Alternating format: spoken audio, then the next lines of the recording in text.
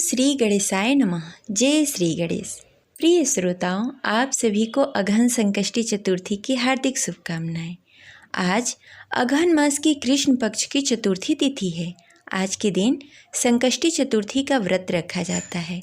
इस दिन विधि विधान से भगवान श्री गणेश की पूजा आराधना की जाती है और चौथ व्रत कथा पढ़ी जाती है और सुनी जाती है। आज सुनेंगे अगहन संकष्टी चतुर्थी व्रत कथा। तो प्रेम से बोले गौरी पुत्र गणेश की जय। जय श्री गणेश। मार्गशीर्ष मास में आने वाली संकष्टी चतुर्थी को अगहन संकष्टी चतुर्थी कहते हैं। इस संकष्टी चतुर्थी को गणाधिपति संकष्टी चतुर्थी व्रत के नाम से जाना जाता है। इस दिन भगवान गणेश की विधि विधान से पूजा की जाती है, व्रत रखा जाता है और चंद्रोदय होने पर रात्रि में चंद्रदेव को अर्घ देकर व्रत खोला जाता है। साथ ही व्रत कथा का पाठ करें और चंद्रोदय होने पर चंद्रदेव को अर्घ देकर अपना व्रत पूरा करें। इस व्रत में कथा सुनना बेहद जरूरी होता है, क्योंकि कथा के बिना व्रत अधूरा माना जाता है। तो चलिए पूरी श्रद्धा और भक्ति के साथ सुनते हैं अगहन संकष्टी चतुर्थी व्रत कथा।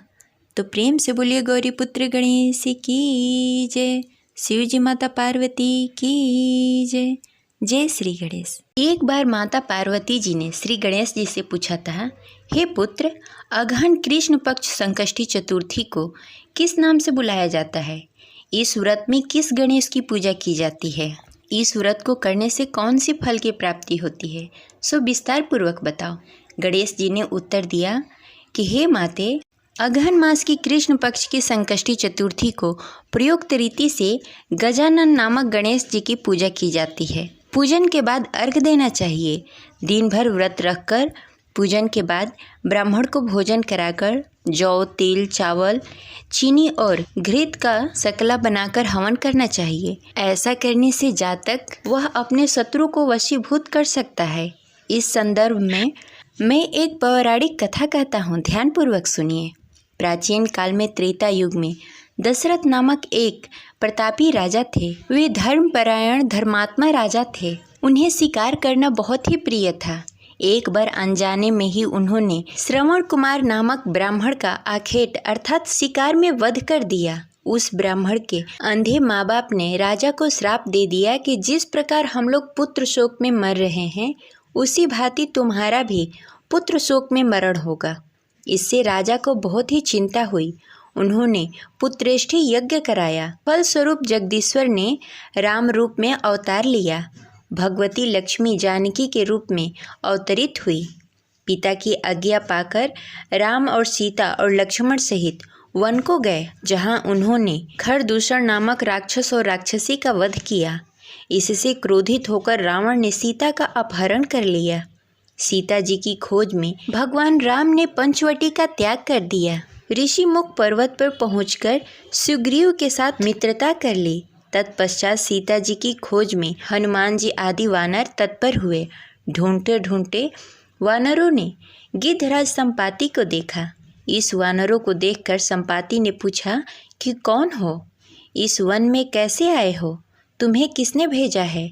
यहाँ पर तुम्हारा आना किस प्रकार हुआ? संपाति की बात सुनकर वानरों ने उत्तर दिया कि भगवान विष्णु के अवतार दशरथ नंदन राम जी सीता जी और लक्ष्मण जी के साथ दंडक वन में आए हैं। वहाँ पर उनकी पत्नी सीता का अपहरण कर लिया गया है। हे मित्र, इस बात को हम लोग नहीं जानते कि सीता जी कहाँ हैं। उन्हीं की खोज में हम लोग इधर उधर भटक रहे हैं। उनकी बात सुनकर संपाति ने कहा कि तुम सब रामचंद्र जी के सेवक होने के नाते हमारे मित्र हो। जानकी जी का जिसने हरण किया है और वह जिस स्थान पर है वह मुझे मालूम है। सीता जी के लिए मेरा छोटा भाई जटायु अपने प्राण गंवा चुका है। यहाँ से थोड़ी ही दूर पर समुद्र है और समुद्र के उस पार राक्षस नगरी है। वहाँ अशोक के पेड़ के नीचे सीता जी बैठी हुई है। रावण द्वारा अपहरणित सीता जी अभी भी मुझे दिखाई दे रही हैं। मैं आपसे सत्य कह रहा हूँ। इस पर सभी वानरों ने सलाह की कि हम सभी में हनुमान जी अत्यंत पराक्रमशाली हैं, अतः उन्हें वहाँ जाना चाहिए। केवल हनुमान जी ही अपने पराक्रम से समुद्र लांघ सकते हैं, अन्य और कोई इस कार्य में समर्थवान नहीं है। यह बात सुनकर संपाति ने हनुमान जी को बताया कि हे मित्र, आप संकट नाशक गणेश चतुर्थी का व्रत कीजिए। उस व्रत के प्रभाव से आप समुद्र को क्षण भर में पार कर सकते हैं। संपाति के आदेश से हनुमान जी ने संकष्टी चतुर्थी का उत्तम व्रत किया। हे माते, इसके प्रभाव से हनुमान जी क्षण भर में समुद्र को लांघ गए। इस लोक में इसके समान सुखदायक दूसरा कोई व्रत नहीं है। श्री कृष्ण जी कहते हैं, हे महाराज युधिष्ठिर, आप भी इस व्रत को कीजिए। इस व्रत के प्रभाव से आप क्षण भर में अपने शत्रुओं पर विजय प्राप्त कर सकते हैं, संपूर्ण राज्य के अधिकारी बन सकते हैं। भगवान श्री कृष्ण का वचन सुनकर युधिष्ठिर ने गणेश चतुर्थी का व्रत किया। इस व्रत के प्रभाव से वे अपने शत्रुओं पर विजय प्राप्त किए और राज्य के अधिकारी बन गए। गणेश चतुर्थी के दिन सुबह प्रातः उठकर स्नान आदि से निवृत्त होकर सोने, चांदी, तांबे, पीतल या मिट्टी से बनी हुई गणेश जी की मूर्ति स्थापित करें। गणेश जी को स्नान कराएं। इसके बाद जनेऊ पहनाएं, अबीर, गुलाल, चंदन, सिंदूर, इत्र आदि चढ़ाएं, वस्त्र अर्पित करें, चावल चढ़ाएं, फूलों से श्रृंगार करें, गणेश मंत्र बोलते हुए दुर्वा चढ़ाएं, भगवान गणेश जी को लड्डू का भोग लगाएं, कपूर जलाकर आरती दिखाएं। तत्पश्चात संकष्टी चतुर्थी व्रत कथा पढ़ें या सुनें, क्योंकि व्रत कथा सुने बिना यह व्रत अधूरा माना जाता है। अंत में भगवान से क्षमा याचना करें। जो जाने अनजाने आपसे गलती हो गई हो उसके लिए प्रभु माफ़ करें। अंत में प्रसाद अन्य भक्तों में बांटें। अगर संभव हो सके तो घर में ब्राह्मणों को भोजन कराएं, दक्षिणा दें।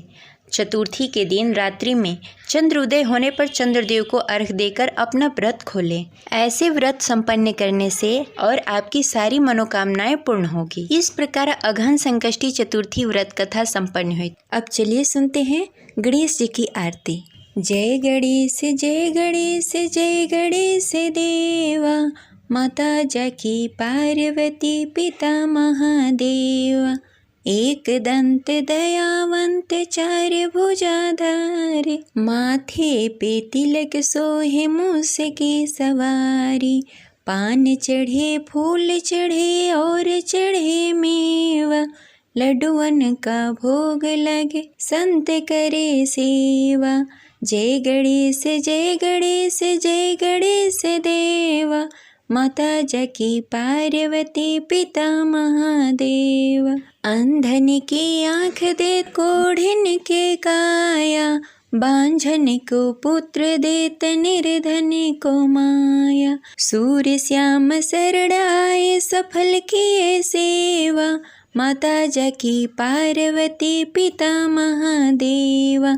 दीनन की लाज राखो, शंभो सुतकारी, कामना को पूर्ण करो, जग बलिहारी।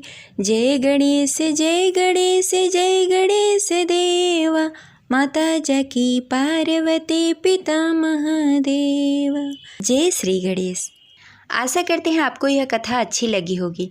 तो इस वीडियो को लाइक करके कमेंट बॉक्स में जय श्री गणेश अवश्य लिखें। मिलते हैं अगले वीडियो में। तब तक के लिए हर हर महादेव। जय शिव शंभो।